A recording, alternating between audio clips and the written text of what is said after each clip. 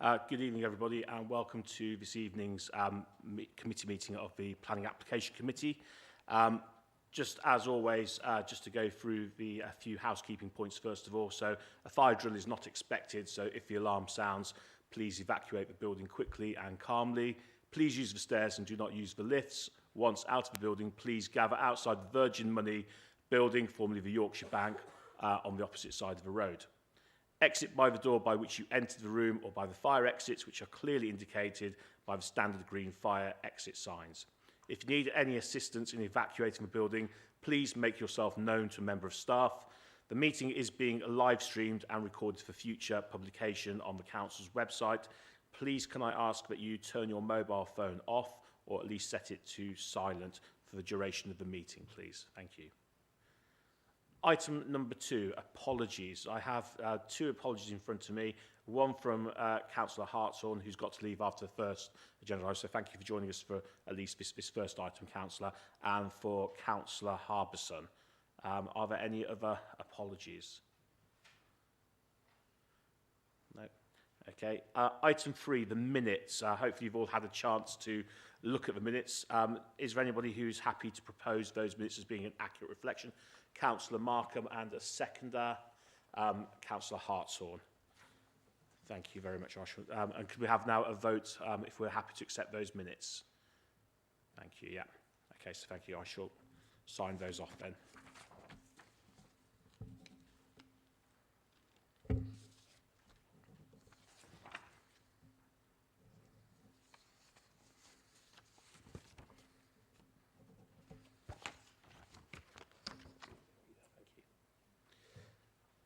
Declarations of interest, item 4. Are there any members who have any items to declare that are not already included on the schedule? No. Item number 5, declarations of contact. Anyone have any declarations of contact? Councillor Wilson. Thank you, Chair. I have had a conversation with Councillor Baxter Payne about agenda item number 3 because he wanted some procedural advice. I did not give any indication as to how I would intend to vote tonight. Okay, thank you very much, Councillor Wilson. Are there any other declarations of contact? No. Okay, so we have one speaker here tonight, which I believe is for item number 2, so thank you for joining us this evening. So we're going to now move straight on to our first case, which is the deferred item from the last council meeting, so I shall pass over to Rena.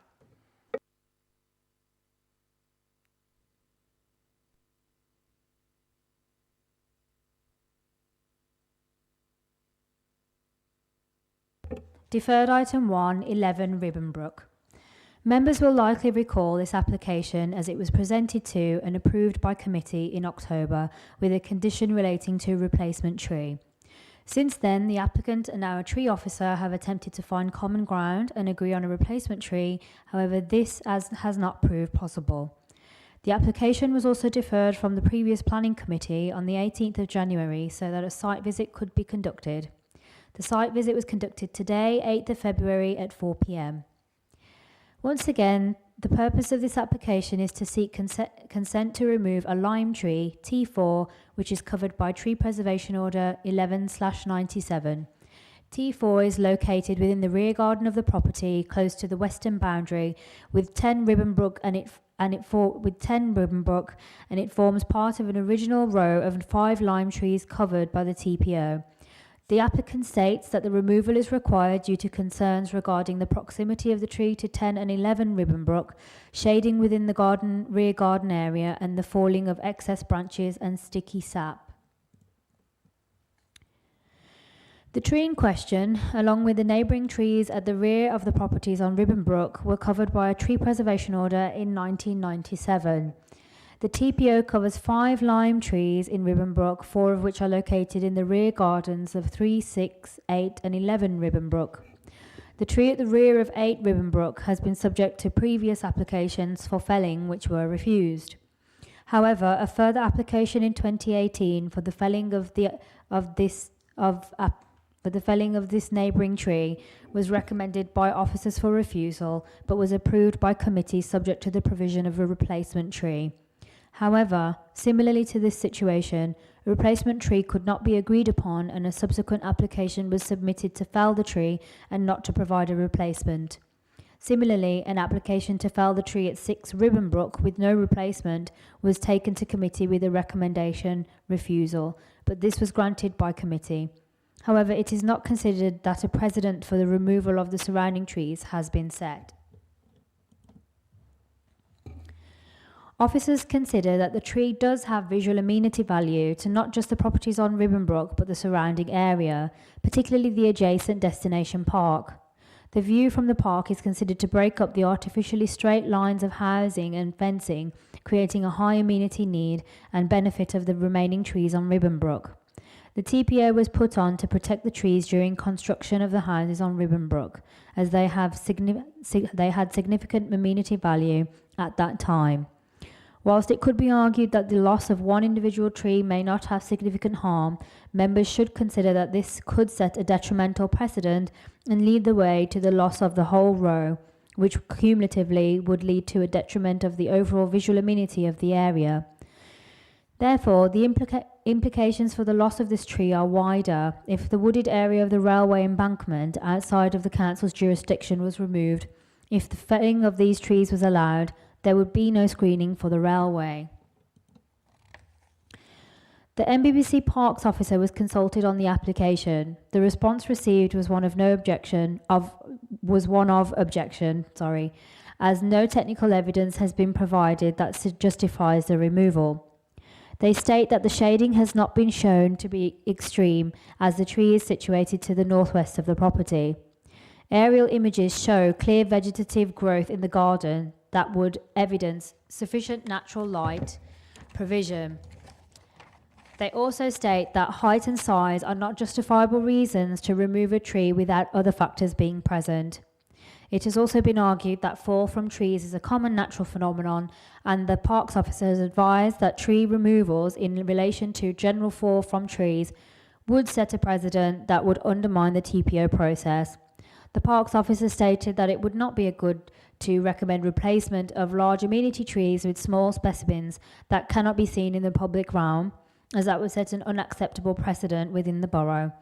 It is considered that the tree does still hold amenity value within the area and that the removal of this tree could set a precedent for others within the row, and therefore the recommendation is one of refusal.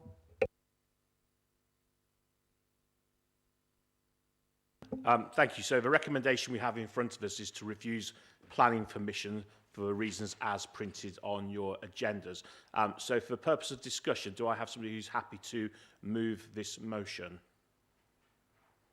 Okay, so Councillor Hartshorn and then Councillor Condacor will second. Okay, so in terms of that then, we now have it there to discuss. So do I have any speakers on this item? Okay, Councillor Condacor. Thank you very much, Chair. The site visit was really useful because the trees are a lot shorter than a lot of the neighbour ones, which made me think actually maybe it doesn't have much amenity value.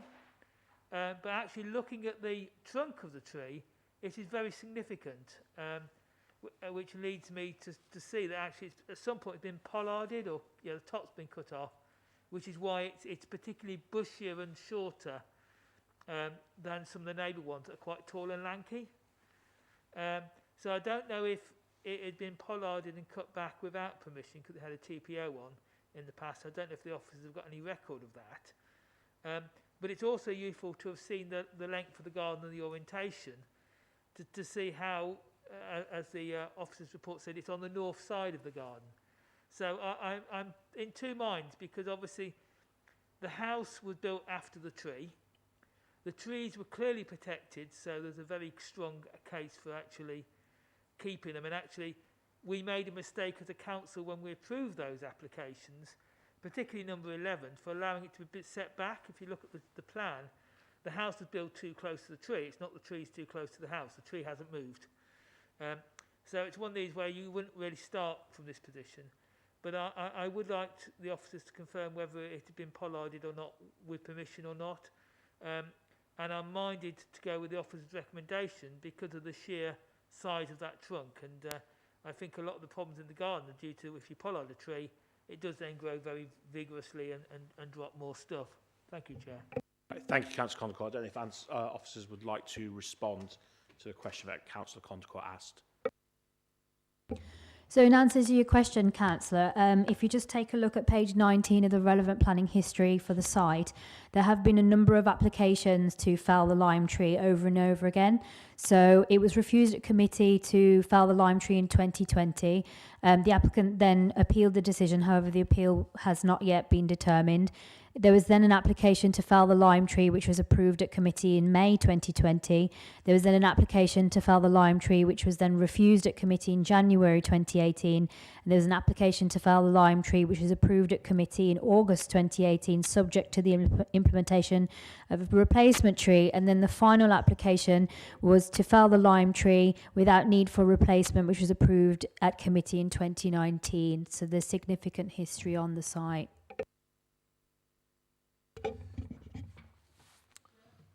Thanks, Councillor. So in terms of pollarding, there's no record of applications for pollarding. So whether that's been done or not, we don't know, but there's certainly no application on file.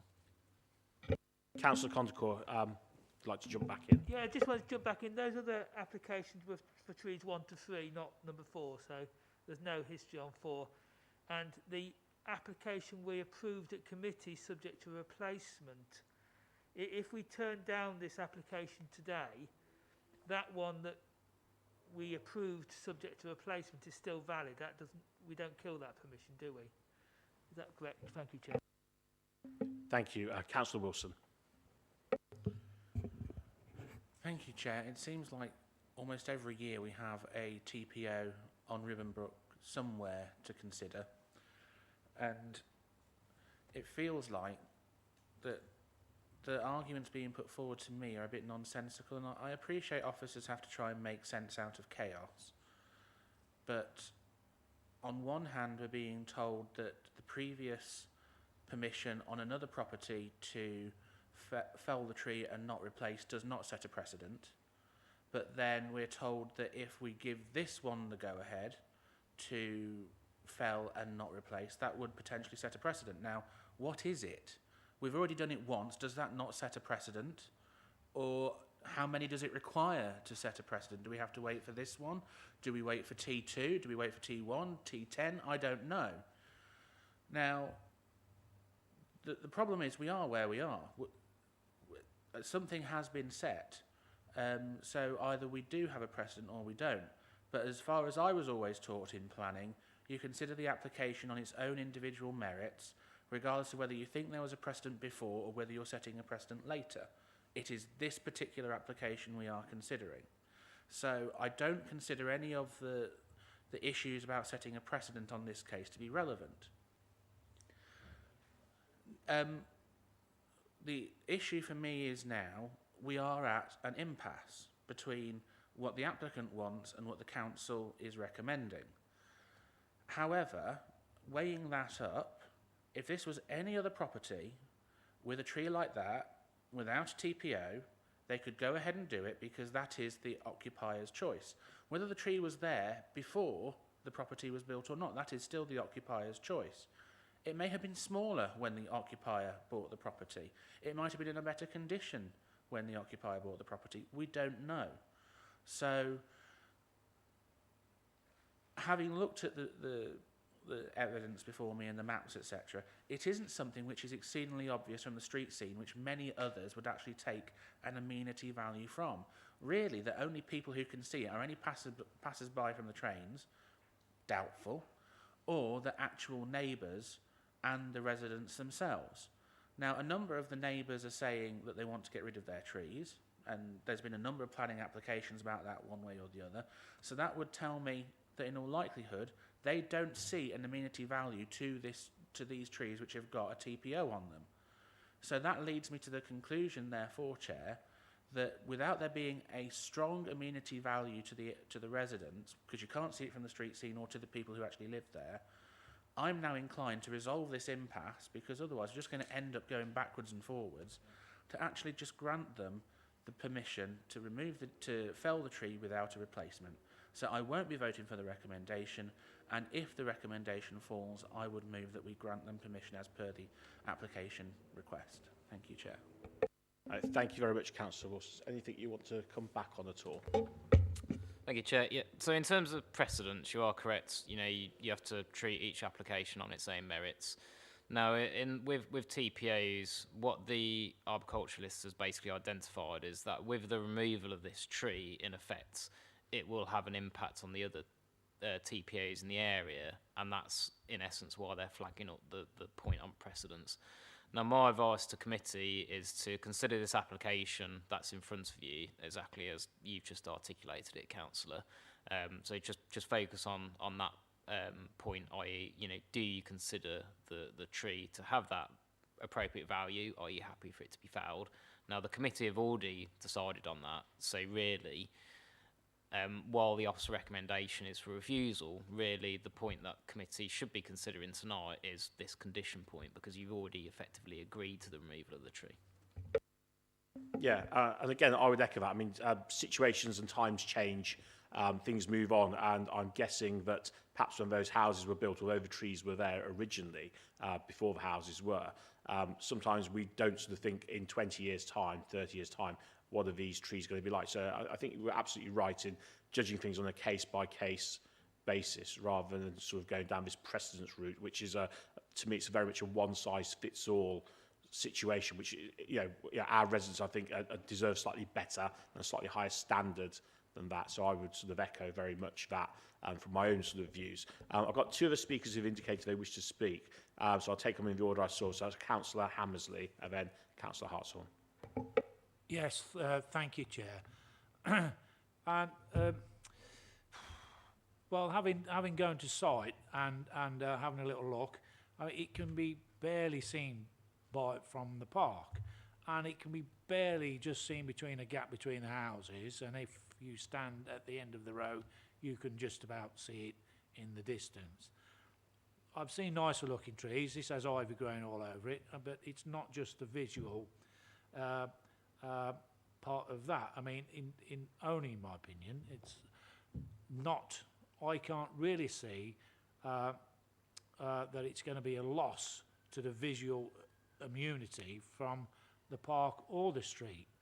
And as Councillor Wilson said, if other applications come for 1, 2, 3, 10 or whatever, each one should be taken and viewed by their own merit if asked to be removed as an individual.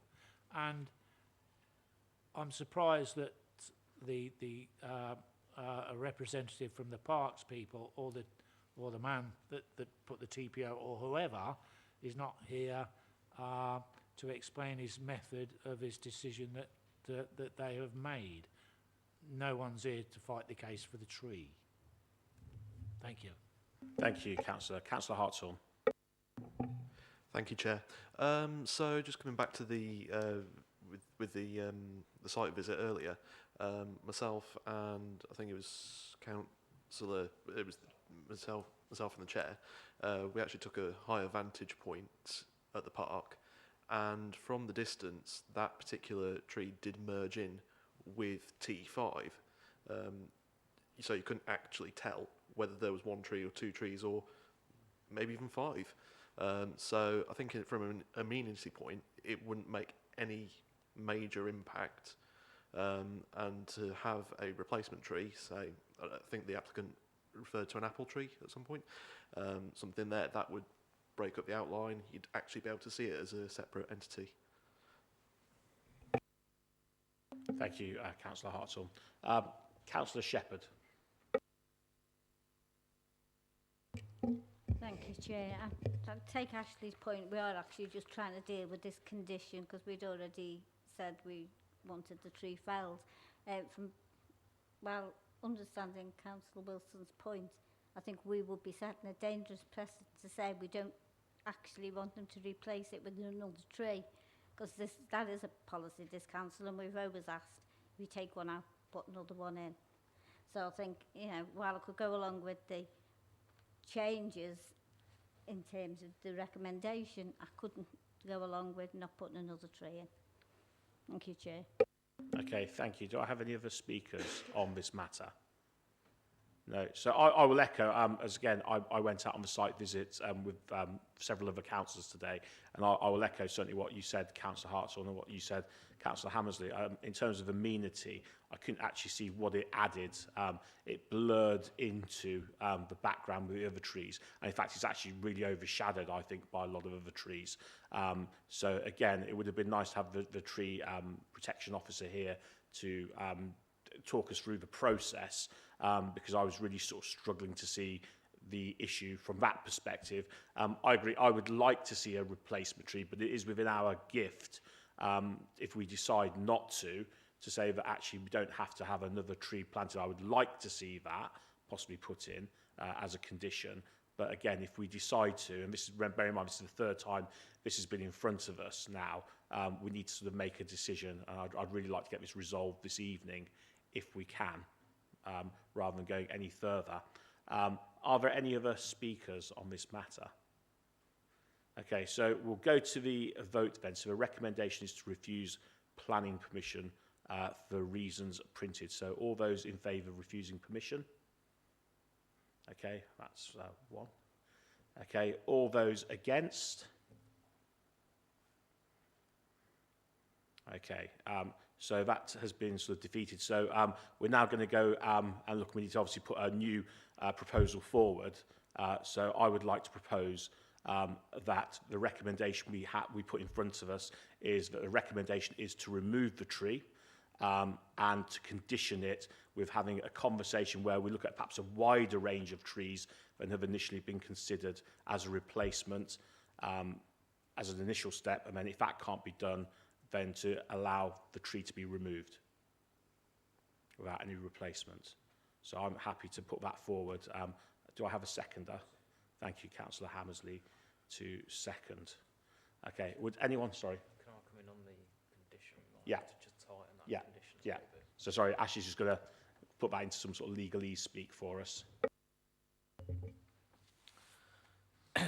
So it's within the committee's gift to effectively add a condition on to the application. So you'd effectively be approving the removal of the TPO, but you want a condition. So what I'm hearing is that you want a condition with the replacement of a tree. So originally, effectively, the condition read somewhere along the lines of replacement in line with the arboriculturalist officer. I think what you could do is, you're not able to say have a conversation. It's not specific enough. You could specify another tree that you've discussed previously, and I know the applicant has suggested that they be amenable. If the committee minded to do that, that's specific enough, and it would ultimately be enforceable. Obviously, it wouldn't be to the standards of the ARBS officer, but that is within the committee's gift. So if you're going to go down that road, that you still want some sort of replacement tree, you need to be specific around what that is in that case. Okay, sorry, Councillor Hammersley. Yes, Chair. I did mention that time, if the tree is removed, it should not be replaced with an equal to lime tree that at some stage will be a problem again. So replaced with a tree that is manageable, Yeah. and not with one equal to, Yes. it will be a problem again. Yeah. So yeah, I would agree. It needs to be manageable. So it doesn't need to be the same type of tree, because we know what's going to happen with the same type of tree. But something which is no larger than the tree that's currently there. Councillor Wilson. Thank you, Chair. Can I just seek some clarification from Ashley on this? Because as I understand what you moved, Chair, it was effectively a two-phased approach that we try and agree, and if not, then we give permission for it to be felled with no replacement. Ash only referred to the issue about discussing the nature of the tree, not about phase 2 of your proposal. Before I vote on that, I would like to know whether we can do that two-phase approach, because if we can't, then we will end up in the same position again if the applicant does not agree with the council, and that would be another situation that we're in.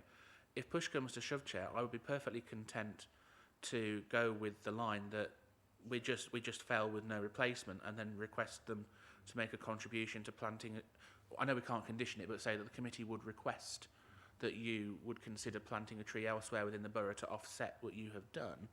And that would be something I would go along with. I know you couldn't condition it, but you could say that is the feeling of the committee. Yeah, but I'm confused about this two-phased approach because I've never heard that before in all my years on planning. So I just want to know if that is actually doable. So the committee wouldn't be able to basically put a condition onto the effect of the tree can be removed, but you need to have a conversation to agree. It's not specific enough. So my advice to committee is, look, you can't progress with that as a decision because the condition doesn't meet the tests. So you could add that as an informative if you wanted. You could basically say, yeah, we can remove. You can fell the tree, and the informative is, yeah, we want a replacement, and that needs to be agreed between the council and the applicant. The reality is that probably isn't going to happen because we've reached this impasse already. Because any tree discussions, I would ultimately send to the arboriculturalist. So my advice to the committee is, if you specifically want a replacement, then you need to be specific about the tree that you want to replace, so whether it's an apple tree or something like that, that's fine. You can add that as a condition, but it to my mind, and Wahida will correct me if I'm wrong, the sort of moved approach wouldn't be acceptable from a condition perspective. Yes, Councillor Wilson. Thank you, Chair. So, if I'm understanding what you said correctly, is basically it's either we say negotiate with the officers, or that's it. There won't be a replacement tree. So, under those circumstances, Chair, I couldn't support the new proposal because I don't think it is the job of this committee to negotiate terms between the applicant and the council. We either have a proposal in front of us, or we don't, and we vote on that. So I will vote against the your proposal, Chair, not because I don't necessarily agree with the sentiment, but I just don't see how it's enforceable. Yeah. I think I would have to say... what I would do, Councillor Wilson, just to, interject, I will remove that because I think it's probably not worded as well as it could be. And obviously, now having heard from Ashley, we need to probably... I think we know what we want to achieve. It's probably not very clearly worded. So I think we need to put it back out there to look at what we actually want in terms of the removal of the tree, or whether we want to sort of say a specific tree. Yeah, Councillor Smith. Could we not overcome this by just saying we approve the removal of the tree to be replaced by another tree suitable for the applicant, so the applicant decides what tree is going to replace, rather than the council having to approve it? And then if he wants to put an apple tree or some sort of decorative tree, at least we're replacing it, and it won't be like for like. Okay, thank you. I don't know if you can shed any light whether that would be acceptable. I'll come to you then in a second, Councillor Conticore. It's obviously within the committee's gift to do that. I mean, I'd say that's probably not enforceable because, I mean, how are we defining what's suitable to the applicant? I mean, I appreciate the sentiment, but the reality is it probably doesn't quite meet the test. Councillor Conticore. Thank you. I think the problem we've got is the applicant and the tree officer aren't going to agree, but I'm sure the planning officers could actually come up with maybe a word of at least a size of tree. So, yeah, sort of if the current tree's 20 foot high, yeah, we want to replace it once at least 8 foot or 7 foot and at least 2 inch or 3 inch across, yeah. So I think if we just specify the size of the tree, otherwise the applicant could just plant a little twig. And obviously we don't want to replace it with something as big as is there, but I think we do just want to maybe we could delegate to the officers to word a suitable sizing of something about a third of the size or whatever the current tree.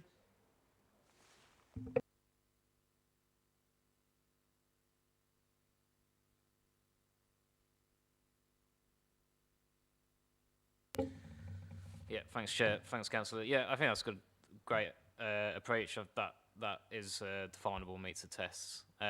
So effectively, what we'll have to do is in the condition will have to be worded to the effect of, you know, a third of the size to be maintained at that size. Yeah, we can go away and prepare that condition, and that yeah, absolutely fine against the tests. Okay, so if we're happy with that, and we can leave that then to the planning team to come up with the wording of that, which sort of includes our intent, so that we give permission for it to be removed, yes, and then to be replaced with a tree of a specified sort of height, or specified height parameters. Okay, are we okay with that? Okay, so, sorry, Councillor Wilson. Chair, I still think, though, if the applicant doesn't agree, we're still going to be back in the same position we are now.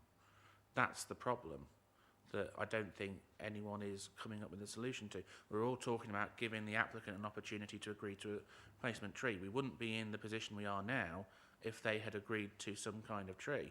So, effectively, we'll have wasted half an hour of our time. So would you want then us to condition a specified height of tree? But the applicant might not agree to that, so would it be back in the same position that we are now, that they will come back with another planning application, or even worse, an appeal, which could cost us money? So if that's the committee's intention, that's the committee's intention, and everyone's entitled to that. But I won't vote for the proposal as stated. It's a democracy at the end of the day, but that's the risk I think we're running. Yeah, I mean, it's ultimately the committee's decision. Now, as I understand it, that they've effectively, what the arboricultural officer was seeking to achieve is a quite a mature tree, in effect. So I think the standard that they were looking for was quite high, so they reached this impasse. Now, my understanding is that the applicant is happy to replace the tree, but it's what they don't want to do is of that scale. Now, I think I'm happy with the condition that's been suggested, and ultimately that would then be with the planning department rather than the ARBS officer to work with on the work with the applicant in sort of bringing that forward. I think that will be deliverable. I think that that is ultimately the middle ground, and I think there'll be a resolution there. But ultimately, if committee decides, you know, actually we don't want to see this again, you know, it is within your gift just to approve it and not have any condition. In terms of the appeal side of things, that doesn't concern me. I don't see any kind of risks around potential cost for the authority here, because I think we've got a sound recommendation from the tree officer that is defendable and it's reasonable. The main risk here would be if we inserted a condition that didn't meet the tests. But the condition as put forward by Councillor Condacor does meet the test as far as I'm concerned. Okay, Councillor Hammersley. Yes, thank you, Chair. My recollection at the last meeting when the party was here, he was quite willing to replace with his suggestion was probably a fruit tree of some sort. Although he's not here tonight to echo that, but I do distinctly say he was quite willing to do so. Yeah, thank you, Councillor Hammersley. Any other comments then? So I'm going to recommend, as we've just discussed, and we'll see how we get on at the vote, that we do give permission for a tree to be removed, and we sort of recommend that it is replaced with a tree of a suitable height to be decided, okay, to be confirmed by the team that's here. Okay. Do I have a second after that? Yeah, Councillor Smith, thank you. Okay, so all those in favour, have a show of hands. Okay. All those against? And any abstentions? Okay, so that has been carried. Okay, so thank you very much. Councillor, I believe you now need to leave, so thank you very much for your attendance. And that brings us on to our second agenda item. Please, Rena. So, Chair, I just need to leave the meeting for this item. I personally know part of the applicant team, so I'll be handing over to Rena and Wahida.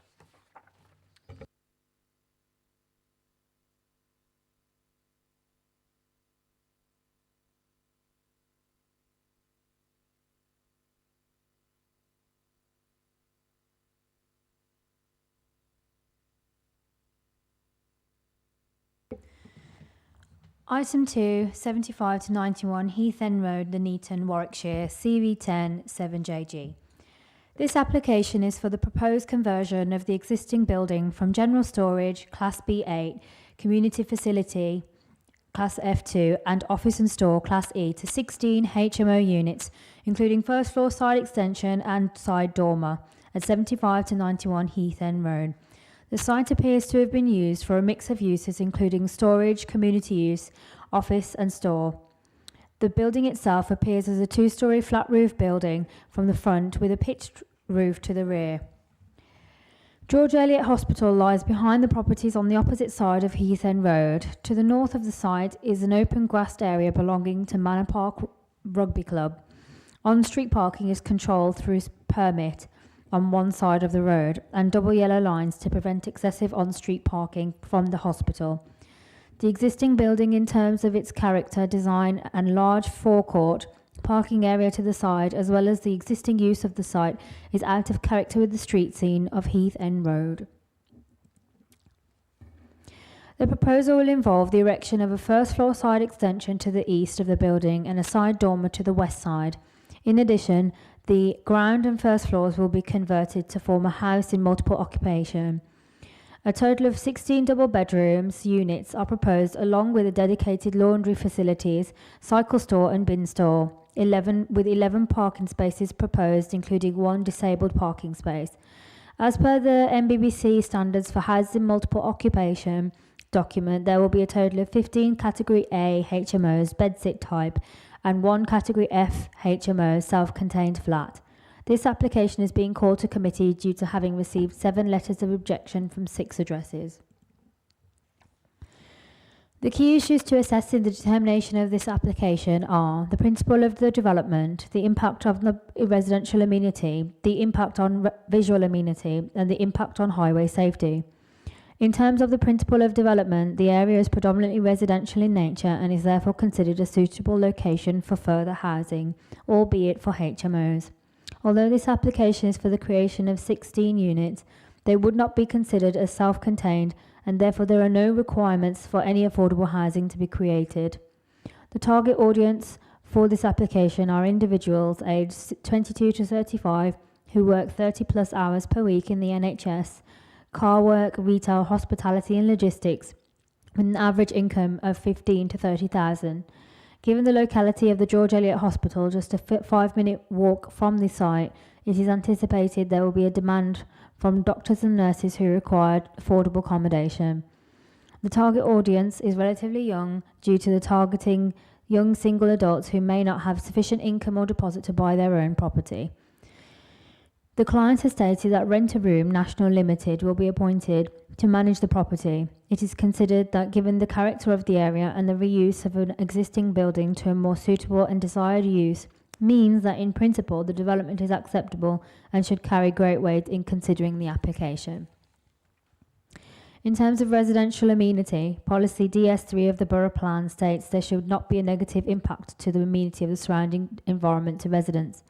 Policy BE3, Sustainable Design and Construction, refers to development having to comply with the Council's Sustainable Design and Construction SPD in order to protect residential amenity of adjacent properties. There will be a total of 15 Category A bedsit types and 1 Category F self-contained flat HMOs created. NBBC Housing were consulted on the application and had no objection to the scheme. The NBC Standards for HMOs Guide states that the minimum room sizes of which the proposal falls within these standards. Similarly, the proposal is acceptable in terms of the kitchen facilities. Each unit will have access to its own kitchenette plus a shared kitchen. They will also have their own bathroom facilities with no shared facilities.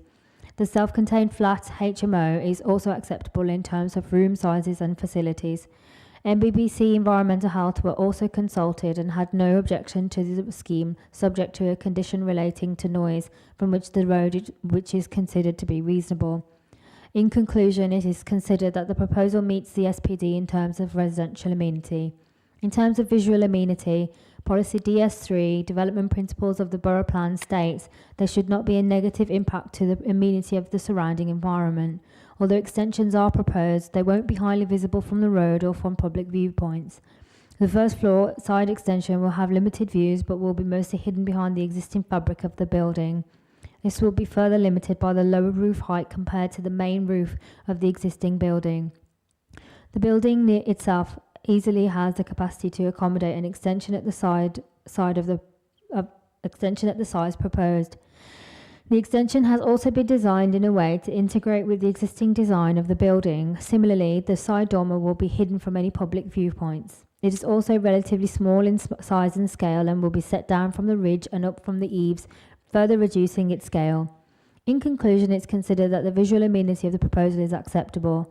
In terms of highway safety, Warwickshire County Council were consulted on the application and have no objection in principle to the proposal. Queries were raised with regards to the existing uses and the floor sizes in order to assess whether the proposal would result in an intensified use of the access. It was concluded that the change of use will result in less comparable numbers of vehicles, so will not detrimentally affect the highway over the existing use. Concerns have been raised by residents with regards to parking. A total of 11 parking spaces, including 1 disabled space, is proposed. Page 8 of the Transport Demand Matters SPD, adopted in 2021, states that for HMOs there needs to be 0.5 spaces per bedroom. Therefore, the proposed 16 double bedrooms requires 8 parking spaces to be provided, and it appears that this development has 11 spaces. Therefore, it is not considered that there will be any harm to highway safety as a result of the proposal. In conclusion, the MPPF promotes a presumption in favour of sustainable development, and in line with the Planning and Compulsory Purchase Act 2004, states that decisions should be made in line with an adopted development plan, unless material considerations indicate otherwise. It's also considered there will be no material harm to neighbour amenity, visual amenity, and the principal development is also considered acceptable. There is also sufficient proposed parking for there to be no harmful impact on highway safety as a result of the conversion. Therefore, in the planning balance, there is clearly substantial weight in favour of approving the application. As such, the application is considered to be acceptable subject to conditions. Thank you very much. We have one public speaker on this, and that's Mr. Dyball, is that correct? And you're speaking in support of the recommendation. Okay, so you've got 3 minutes in which to make your statement, so if you just want to hit the big button. Thank you. Yes, I'm here to speak in support of the application, which, as we've heard, has been recommended for approval with substantial weight in favour of approving the application. To put in context, we are the owners of the building, although not the named applicant. It was submitted in partnership with another party. Our businesses have brought in £1.3 million of investment in residential property over the last 4 years. And we've taken dozens of empty properties, not on this scale, but dozens of the 1,500 empty properties in Nuneaton and Bedworth back into residential use. We wish to do the same with this property, and we wish to do it for young adults who are not currently able to move out of the family home into their own accommodation, but to do so into shared accommodation where they not only get the benefit of the fixed costs of renting, but also the benefit of being able to meet other people in their accommodation and still have some disposable income to go out and enjoy their lives. We currently have over 300 tenants in Nuneaton and Bedworth in shared accommodation. These are units that we've created over the last 4 years. We run at 95% occupancy, showing a clear demand for this type of accommodation. And over the last few years, we have developed a number of larger rooms. The number of rooms here are significantly larger than than most others in the borough, and there is significant demand for that accommodation from people that we've described. So we feel that there's definitely demand for this. These are people like my brother who are 25, living at home in the south, who just cannot afford to live in any other type of accommodation, cannot save a deposit, cannot afford the rent, cannot afford a mortgage. This gives them an option to leave home and to move into somewhere to build that independence and to have a good quality of life. The fixed price living, is very similar to university accommodation. The difference with our development is that these rooms would be approximately 3 times the size of an average university hall's accommodation. They would be comparable in price, and they would be, transient in nature. These people would then be able to move on into owner-occupied or moving in with a partner to a flat or a 2 or 3 bedroom house further down the line. We accept all the conditions proposed. We think they're very fair. We think they're suitable and enhance the application that we've made. And we would like your support on this in order to provide this accommodation for young people of the borough. Thank you. Okay, thank you very much for stating your case. We have a recommendation in front of us, therefore, to accept the recommendation to grant planning permission subject to the conditions as printed in the agenda. Do I have somebody who will propose it? Thank you, Councillor Smith. And do I have a seconder? Thank you, Councillor Wilson. Okay, so I'll now open it up for... Oh, sorry, before we do that, sorry, I forgot one thing. Does anybody have any points of clarification? Sorry, my apologies. Does anyone have any points of clarification they would like to ask our speakers? Councillor Condacor. Thank you, Chair. It sounds very good with young people and double rooms, but obviously some of them have families, they have children. What is the leasing arrangement and the progression? Because obviously I don't want this to actually become overcrowded, is my concern, if people then have children. Thank you. Absolutely. So this would be for predominantly, although they would be called double rooms, and the licensing would potentially allow double occupants by 2 over 18s. The council's HMO licensing would require us not to permit under 18s in the property. We manage a number of HMOs across Coventry and Nuneaton. We have a number of 10-bed HMOs. We don't particularly encourage more than single occupancy in any of these rooms in order to avoid overcrowding and the antisocial behaviour issues that can sometimes come with that. So there would be no proposal for minors to be living in this. What often happens is when people move in, they're single. At some point, they enter a relationship and then they move on to a 1-bed flat, a 2-bed flat, a 2-bed house, and they would go into the private rental market, single dwelling, and then we would sort of backfill that then with the next person looking to the next individual looking to start their journey into rented accommodation. Does that answer your question? Are there any others? Councillor Pandare. Thanks, Chair. I'm just confused with this audience of 22 to 35 working and then attached with the 15 to 30,000. Is this, we are not discriminating if somebody over 35, then we say, no, you can't come out under 22. Right, so is there an age discrimination, I think is the point that we've got before us. So can we discriminate on grounds? I don't know if this is something one of our officers wants to sort of take possibly as a clarification. I mean, if it helps, Councillor, I have seen accommodation that's been proposed and has been granted permission to actually build over 55s accommodation. So I'm kind of guessing if we can build over 55s accommodation and that can be a term of a contract, I would very much be surprised if you can't then turn around and say, specify a range age, an age range, sorry, of people. So I don't know if you can help out on that. The phraseology there has been taken from a letter that we submitted in response to some questions from the council. That's from a survey that we've done based on our 300 odd tenants. That's the broad range of people that we would expect to take this accommodation. There'd be no requirement.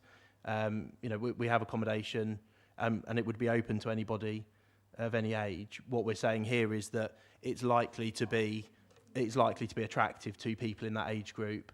What we tend to find is that beyond 35, the majority of people then are into, if they still want relatively affordable accommodation, they're then eligible for the local housing allowance, which would then move them into the next bracket and probably allow them to get into a one-bedroom flat. So we're not saying this is for a certain age range. What we're saying is our experience suggests that it's most likely to be trainee nurses, trainee doctors.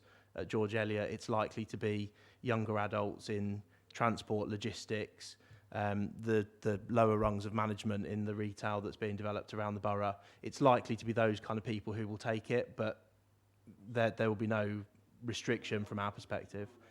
No condition on that. We're just giving some context as to who we think it would be appealing to. Thank you very much. Do I have any other points for clarification? Councillor Shepherd.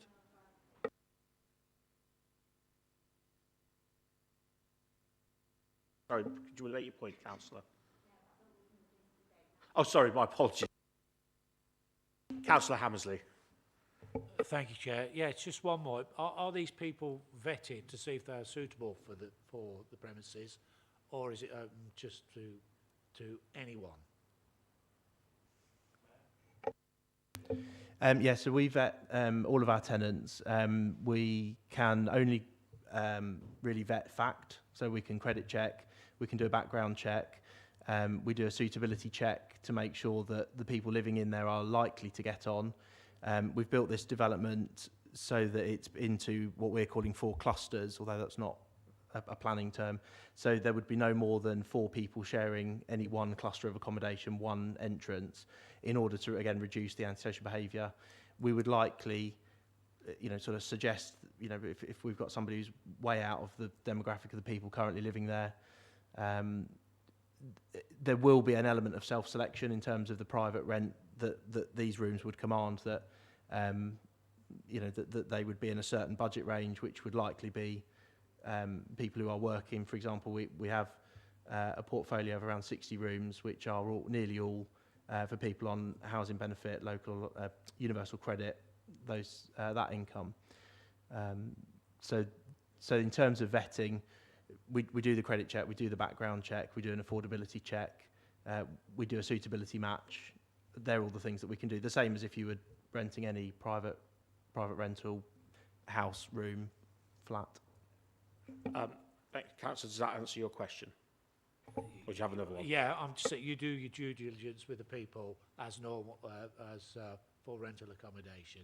It's just the fear of locals that, we'll call them ne'er-do-wells, people on state handouts, etc., may be concerned that those type of people that are going in, but you're not targeting for those. Thank you. That answers. Thank you.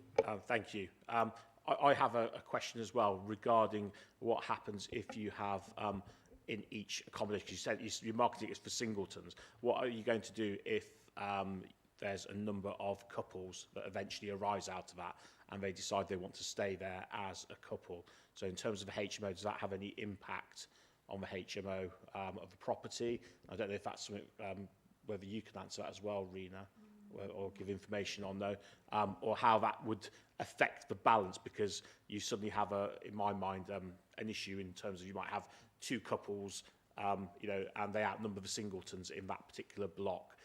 How would you sort of deal with that?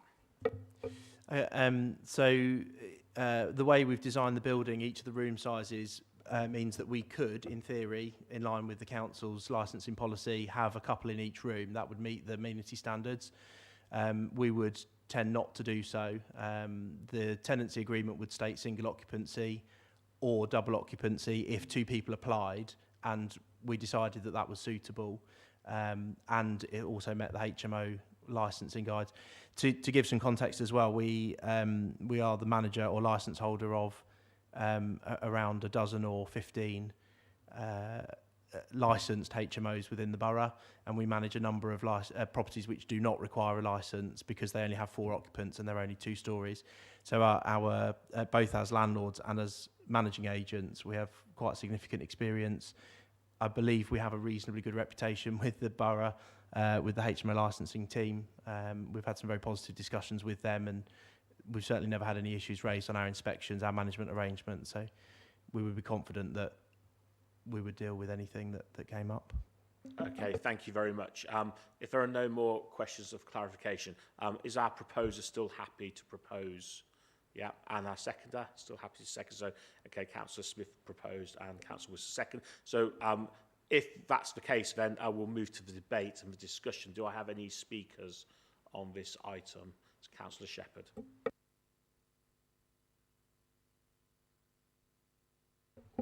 Thank you, Chair.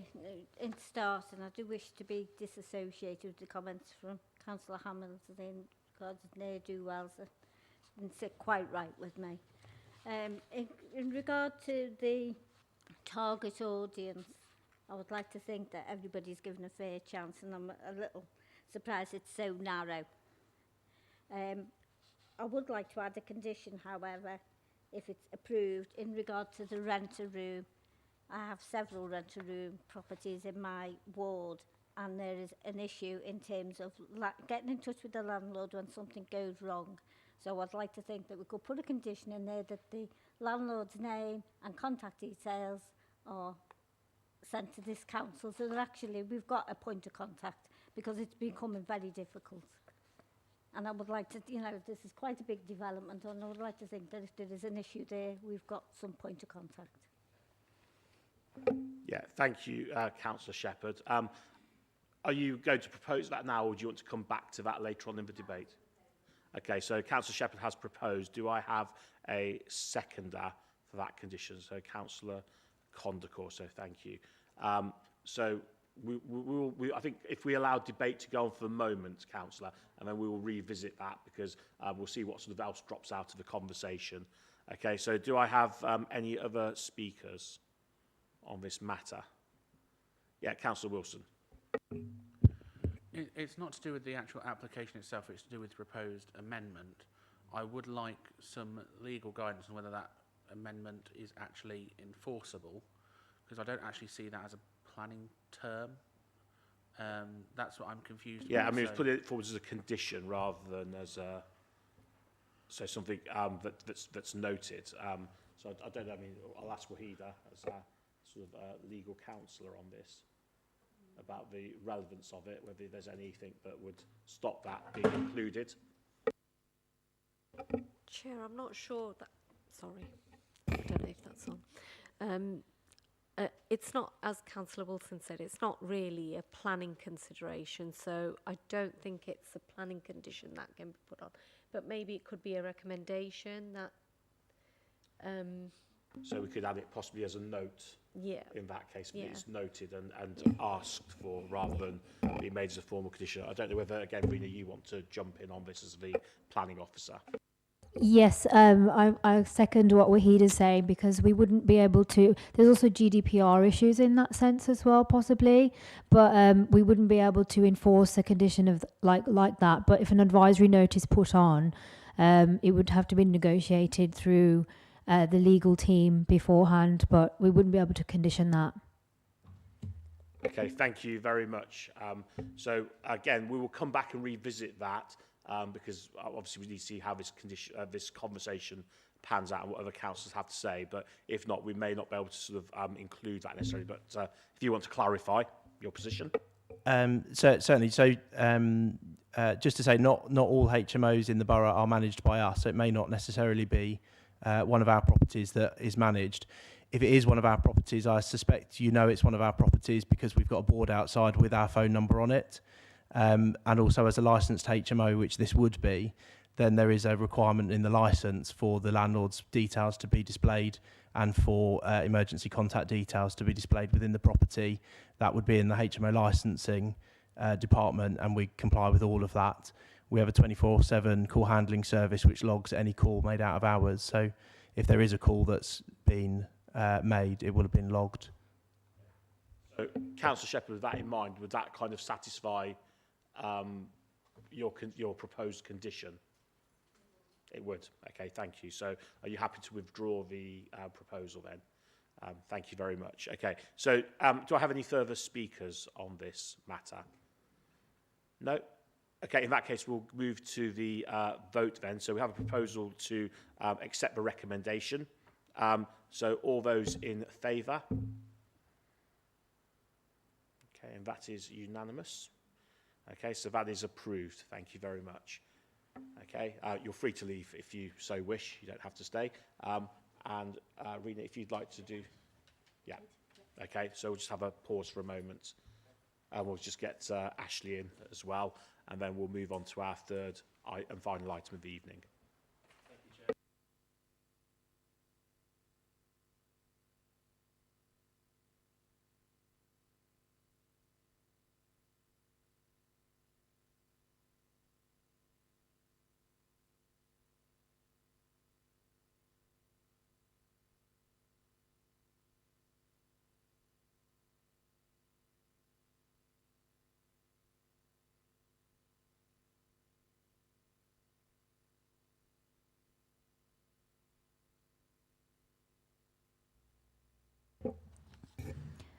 Item 3. Land to the side of 9 Park Avenue, Nuneaton. This application seeks approval for the removal of 2 trees, 1 lime and 1 sycamore, which are both protected by TPO 02/80. The trees are located on private land to the northwest of 9 Park Avenue, and they are separated from Park Avenue by a 1 metre approximate brick wall and a 2 metre approximate metal fencing. To the east of the trees are the industrial units on Holman Way. The trees are located to the northwest of 9 Park Avenue, and TPO 02/80 covers 13 trees in total. T1 to 10 are located further to the west, adjacent to Attleborough Road and Park Street. T11, 12 and 13 are all adjacent to 9 Park Avenue. The applicant states that the removal is required due to subsistence impacts to 9 Park Avenue. The applicant is not the owner, occupier of 9 Park Avenue. However, they are the owners of the land in which the trees are located on. This application has been called in by Councillors Baxter, Payne and Sargent, and also has over 5 objections, therefore qualifies to be called into Planning Committee for these reasons.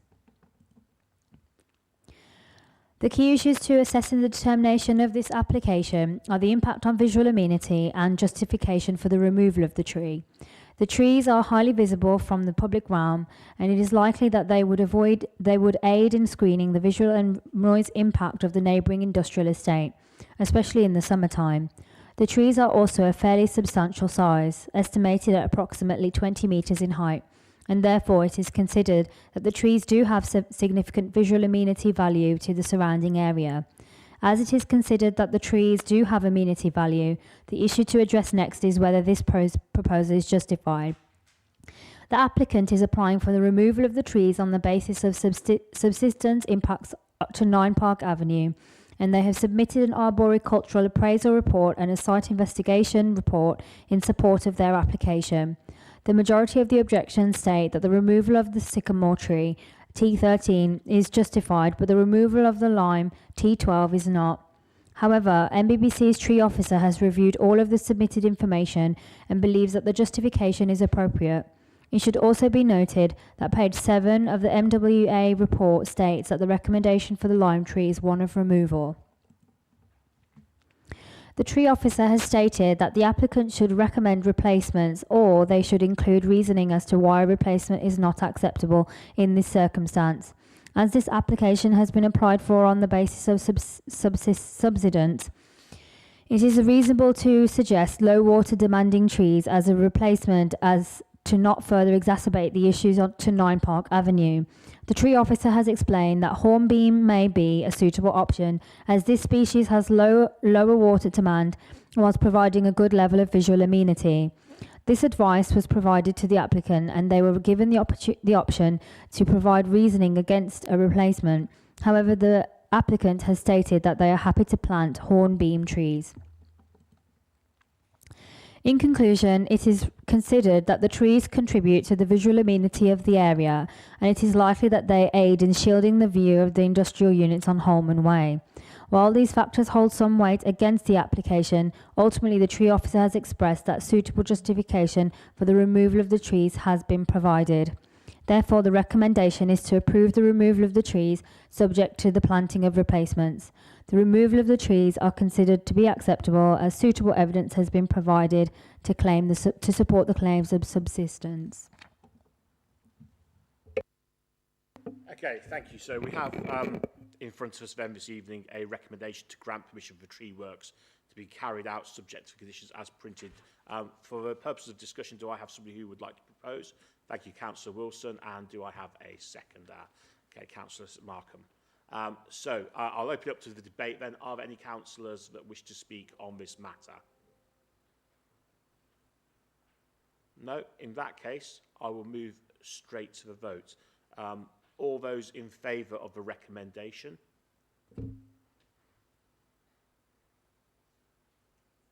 Okay, that's carried unanimously. Okay, so with that in mind, we've now reached the end of tonight's items. So I shall bring this meeting now to a close and thank all our officers and councillors for their attendance this evening. So if we could now stop the live stream. Thank you, Victoria.